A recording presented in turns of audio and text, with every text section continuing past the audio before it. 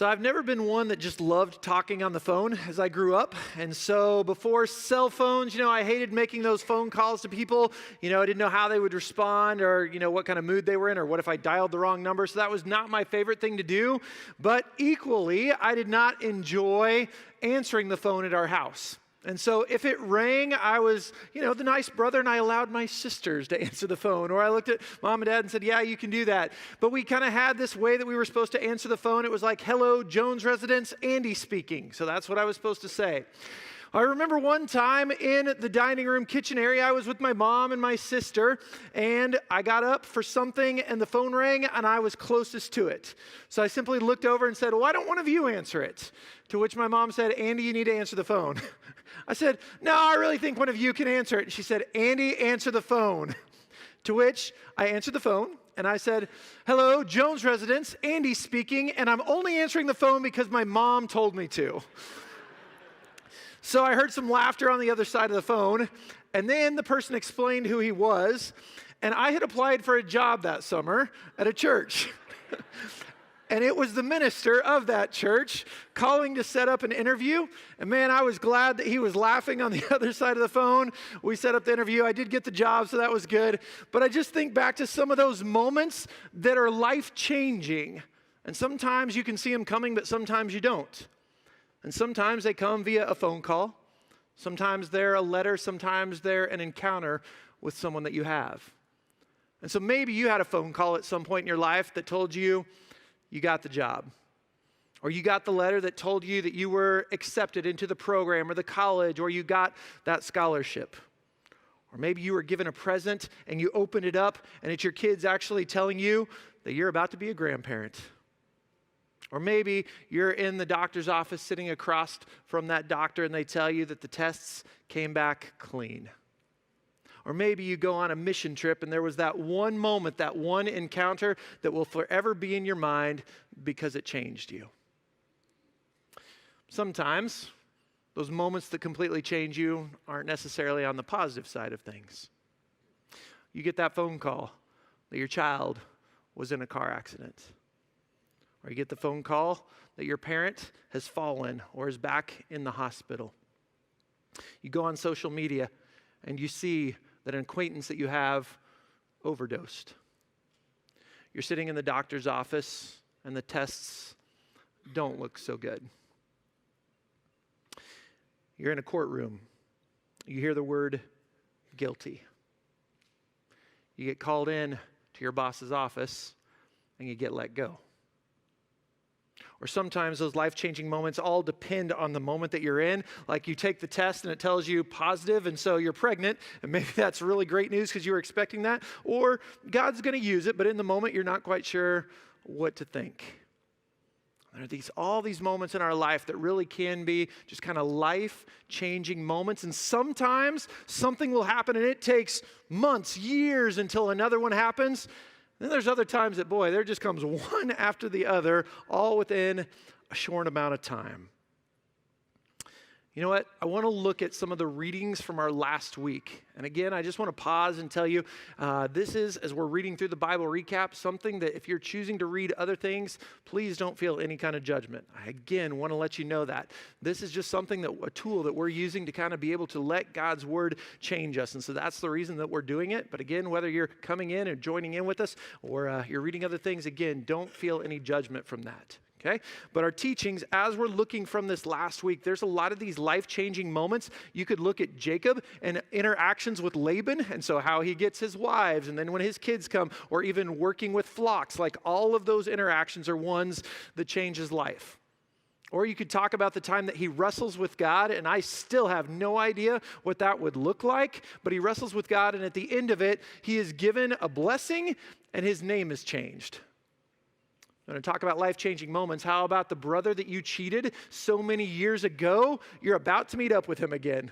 And so he sends all these gifts and has this encounter, and it ends up going fine. But man, those life-changing moments. Or even in our text, there's this Genesis 38 that kind of seems out of place with Judah and Tamar. And it's like, this isn't necessarily part of the story until you kind of figure out in Matthew chapter 1, you see this genealogy of Jesus, and it goes all the way back to Genesis 38 of things that we read within here. life-changing moments. But specifically today in the sermon, I want to look at Joseph. I want to look at Joseph. That's who a lot of our reading has been about this week, a little bit more tomorrow as well. But I want to look at these moments that change him. And so if you have your Bibles, I want you to turn to Genesis chapter 37. Okay, Genesis chapter 37. You can also follow along on the Bible app as well. But as you're turning there, I would tell you that one of the life-changing moments for Joseph was actually for his dad when Joseph was born. Okay, the idea that Rachel was the one that Jacob had wanted to marry, and then through a lot of things, finally got to marry her. But all these other wives and maidservants end up having kids by him, but Rachel had not been able to until Joseph comes along. And you read that Joseph is Jacob's favorite. And maybe you know about this robe that was given to him. Sometimes you think about it being colored, but really it means this idea of long sleeved. It goes down to the ankles. It was more formal. It was more in the royalty kind of aspect, whereas the cloaks that his brothers had were ones that they wore when they worked. And so there's a difference there. And the brothers knew that Joseph was the favorite. But if we're looking at Joseph's life and moments that kind of changed him, I want to tell you about some dreams. So in chapter 37, I want to read verses 5 through 11, okay? And this is where we hear kind of about Joseph. It says, Joseph had a dream, and when he told it to his brothers, they hated him all the more. He said to them, listen to this dream I had. We were binding sheaves of grain out in the field when suddenly my sheaf rose and stood upright, while your sheaves gathered around mine and bowed down to it. His brothers said to him, do you intend to reign over us? Will you actually rule us? And they hated him all the more because of his dream and what he had said. And then he had another dream, and he told it to his brothers. Listen, he said, I had another dream, and this time the sun and moon and 11 stars were bowing down to me. When he told his father as well as his brothers, his father rebuked him and said, what is this dream you had? Will your mother and I and your brothers actually come and bow down to the ground before you? His brothers were jealous of him, but his fathers kept the matter in mind. So here are these two dreams that he has, and he tells his family that they are going to bow down to him. Maybe doesn't fully know time frame what all that looks like, but it's something that is planted into his mind, but also his brothers' minds.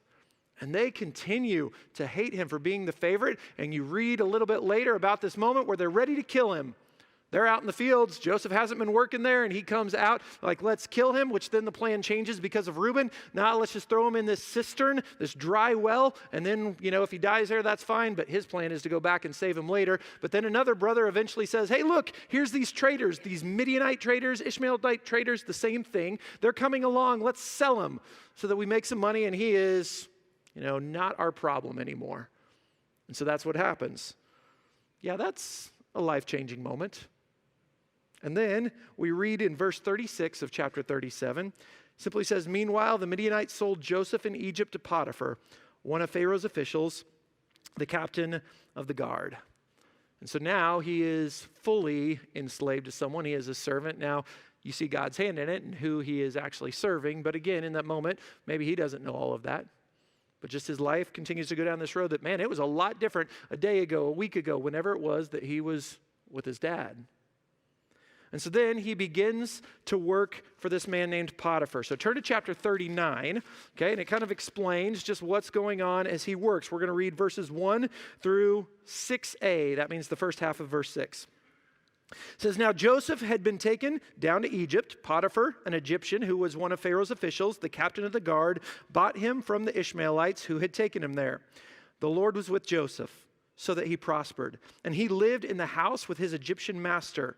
And when his master saw that the Lord was with him and that the Lord gave him success in everything he did, Joseph found favor in his eyes and became his attendant. Potiphar put him in charge of his household, and he entrusted to his care everything he owned. From the time he put him in charge of his household and all that he owned, the Lord blessed the household of the Egyptian because of Joseph. The blessing of the Lord was on everything Potiphar had, both in the house and in the field. So Potiphar left everything he had in Joseph's care. With Joseph in charge, he did not concern himself with anything except the food he ate. So here's Joseph now living under Potiphar, being, serving to him. And at some point, Potiphar notices that the things underneath him are going well, and he gets appointed number 2 in the household. Like everything is under your control except for what I'm going to eat. That's my decision. But everything else is this. And you talk about those life-changing moments. We don't know how long he was there until that happened. But yes, God was with him. But I'll tell you, all of that work and who he was then leads to the next life-changing moment. We could just call it temptation. We're going to keep reading right where we left off at the second half of verse 6 through 10. It says, "Now Joseph was well-built and handsome. And after a while, his master's wife took notice of Joseph and said, 'Come to bed with me.' But he refused. 'With me in charge,' he told her, 'my master does not concern himself with anything in the house. Everything he owns, he has entrusted to my care. No one is greater in this house than I am. My master has withheld nothing from me except you, because you are his wife. How then could I do such a wicked thing and sin against God?' And though she spoke to Joseph day after day, he refused to go to bed with her or even be with her." So he puts these boundaries up, saying, no, I'm not going to sin against my master. I'm not going to sin against God. And even I'm not going to be placed in these situations where this temptation could come in, which leads to her getting frustrated. And finally, when none of the other servants are around, she makes her move, grabs onto his cloak, and he takes off running without his cloak. And so she then uses that to tell a lie, to tell Potiphar, look what he has done. He tried to make sport of me. Well, because of that, Joseph is thrown into prison. And at least in reading our text, it doesn't look like there's any kind of defense that he gets to give. But can I tell you, like reading between the lines, my opinion and some other scholars who have studied this, I think Potiphar believed Joseph. Because if a slave tries to make a move on your wife, most of the time, they're killed. But Joseph isn't killed. He's thrown in jail, but even when you look and see which one, it's the one that was the king's jail. And so again, I think Potiphar knew the truth, but he also had to save face because of this lie that had been thrown around the house that other people had been told as well. And so now Joseph is in prison. Again, another life-changing moment, and just sitting there probably even going, why? Like, I didn't do anything to deserve this. And so I want to pick up in chapter 39. We're going to read starting in the middle of verse 20, kind of where the paragraph begins, through verse 23. It says, "But while Joseph was there in prison, the Lord was with him. He showed kindness and granted him favor in the eyes of the prison warden, so that the warden put Joseph in charge of all those held in the prison, and he was made responsible for all that was done there. The warden paid no attention to anything under Joseph's care, because the Lord was with Joseph and gave him success in whatever he did." Okay, that sounds very similar. God's with him again. He is placed number 2 in the jail. And so while he is there working, there's one day that even still is life-changing, because these 2 guys come in, they're put in prison, and they each have a dream. And the cupbearer has this dream, and Joseph says, in 3 days, you're going to get your job back. Tells the baker, in 3 days, you're going to be killed. And it happens just as Joseph had interpreted the dreams. But he had told the cupbearer, when you get your spot back, will you tell Pharaoh about me? And there was hope. Can you imagine being in jail for however long, and now there's hope that I'm going to be freed? And I wonder how long he hung on to that hope. Because after a day, and a week, and a month, and a year, still hadn't heard anything. In fact, in the text we read that it's actually 2 years. And then Pharaoh has these dreams that he calls in his wise men, and they cannot interpret it. And in that moment, the cupbearer remembers Joseph and tells Pharaoh all about the situation, about Joseph. And so they get Joseph, they clean him up. He is brought before Pharaoh, and God allows Joseph to interpret the dream, saying there are going to be 7 years of abundance here. But followed after that are going to be 7 years of famine. And the reason you have had 2 dreams to tell you the same dream is because it is coming soon. You need to know that. And God had given Joseph the wisdom to be able to share that. But not just that. Right afterwards, Joseph continues to give Pharaoh kind of the update. And so go to chapter 41. Okay, 41. And we're going to read starting in verses 33 through 36. Okay? So again, right before this is when Joseph has told Pharaoh this is the meaning of the dream. And so starting in verse 33. And now let Pharaoh look for a discerning and wise man and put him in charge of the land of Egypt. Let Pharaoh appoint commissioners over the land to take a fifth of the harvest of Egypt during the 7 years of abundance. They should collect all the food of these good years that are coming and store up the grain under the authority of Pharaoh to be kept in the cities for food. This food should be held in reserve for the country to be used during the 7 years of famine that will come upon Egypt, so that the country may not be ruined by the famine. So even God gives Joseph wisdom to say, this is what you ought to do, saving up some of that food for these 7 years. Again, God is the one who did that. And still, if you see his hand in all of it, let's look at Pharaoh's response. Keep reading in 37. It says, the plan seemed good to Pharaoh and all his officials. So Pharaoh asked them, can we find anyone like this man, one in whom is the Spirit of God? Then Pharaoh said to Joseph, since God has made all this known to you, there is no one so discerning and wise as you. You shall be in charge of my palace, and all my people are submit to your orders. Only with respect to the throne will I be greater than you. And again, Joseph earns the number 2 position, but this time in all of Egypt. And you want to talk about like life-changing moments? This is a day that he would never forget. I mean, that morning he was in jail 2 years without being, the hope of being able to be freed. And now he is number 2 in all of Egypt. And as we continue to just read through Genesis, there's other moments that you see are life-changing for him when his brothers appear because they have no food anymore, but they don't recognize that it's Joseph, and he does different tests to kind of see them. But imagine all the feelings of seeing your brothers, and when they bow down, maybe even the joy of seeing God's promises fulfilled. Or, and you keep reading, they have to come back a second time because they have to bring their brother Benjamin, who is truly full brothers with Joseph, and he sees him, and man, it changes him, and he also sees how his brothers have been changed. Life-changing moment. Or, you want to talk about life-changing moments, how about being one of those brothers and seeing this man who's been in charge is actually your brother that you sold into slavery? Like, turn over to Genesis chapter 45, okay? In Genesis chapter 45, we see, starting at verse 3, it says, Joseph said to his brothers, I am Joseph. Is my father still living?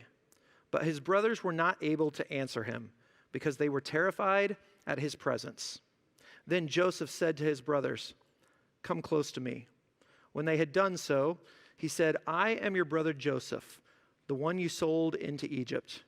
And now do not be distressed and do not be angry with yourselves for selling me here, because it was to save lives that God sent me ahead of you. For 2 years now, there had been famine in the land, and for the next 5 years, there will be no plowing and reaping. But God sent me ahead of you to preserve for you a remnant on earth and to save your lives by a great deliverance. So then, it was not you who sent me here, but God. He made me father to Pharaoh, lord of his entire household, and ruler of Egypt. Okay, so you think about what the brothers are thinking there. And would someone be able to get me my notes? Thanks. Otherwise, I have no idea where the end of the sermon's going.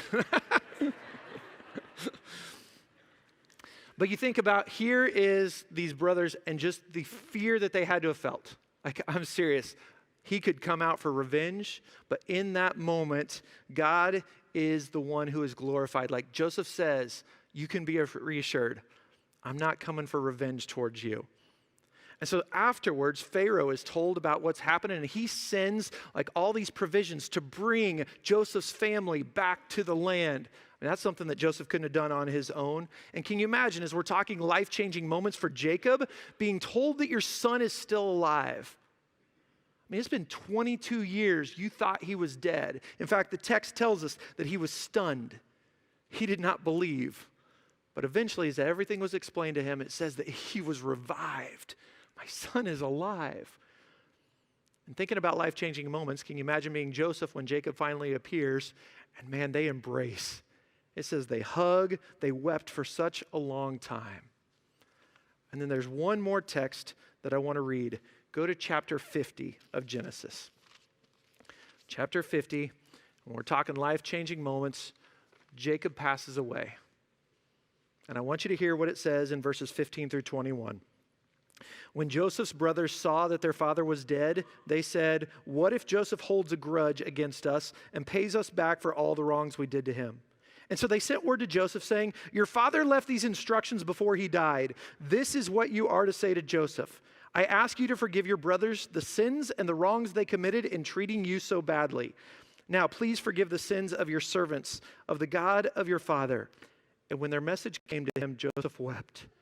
His brothers then came and threw themselves down before him. "We are your slaves," they said. But Joseph said to them, "Don't be afraid. Am I in the place of God?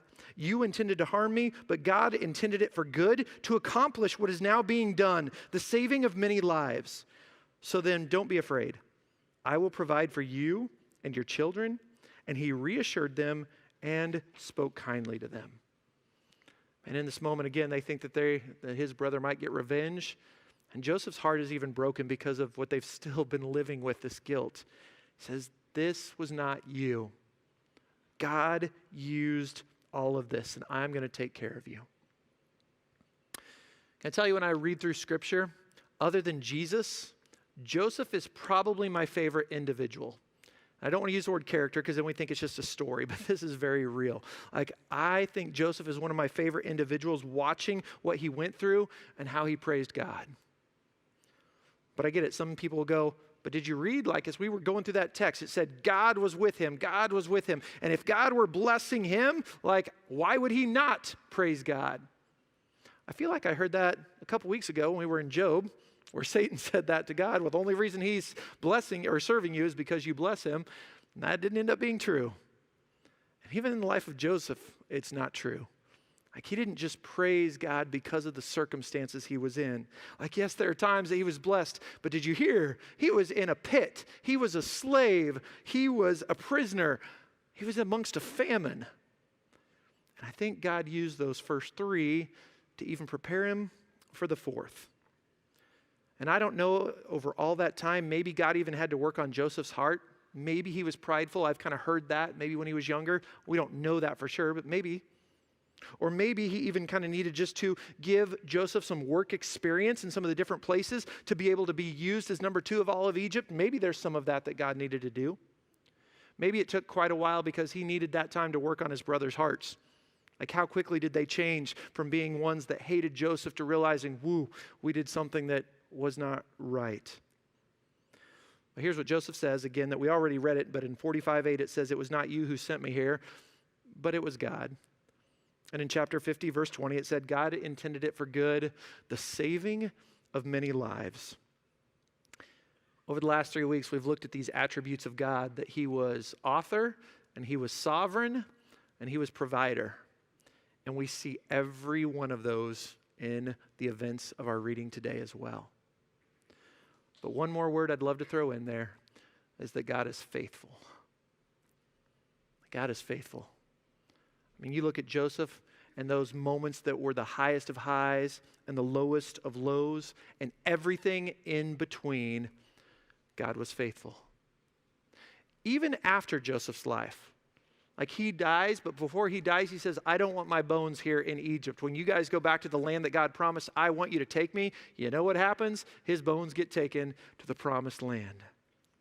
And Joseph would tell you that our God is faithful, and I would tell you that we serve the same God, that he is still faithfully working everything out, that he goes before you, that he is with you, and he comes after you. I guess my question is, right now, do you feel like you're in a pit?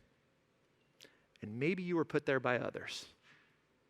Or maybe you feel like you're enslaved, or you are bound, you are shackled, maybe there's this addiction, whatever it is, that's where you feel like you're at. Or maybe you feel like you're in prison and you were unjustly put there. Maybe you feel like you're amongst a famine where you're just trying to have your needs met, and unlike Joseph, you have no idea on a timeline on that.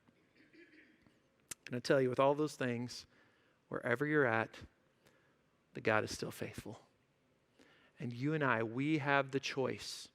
Are we going to hold on to his character and his promises? that he will help us through every single one of those moments that is life-changing. Every single one of them. And so I would encourage you, like as we're continuing through our worship service, we have our prayer room open every single week. Again, maybe life has got you feeling in one of those spots and you just want someone to pray for you. Let us come alongside and do that with you. Or maybe you hear of this God, of who he is, and you want him to faithfully be with you every step of the rest of your life, both here and for eternity. And if that's you, we would love to talk to you, help you make that decision to follow Jesus and experience what only he can give. But his mercies are new every morning. And in light of whatever happens in life, he is all you need. Great is his faithfulness, and our response is simply to be faithful to him.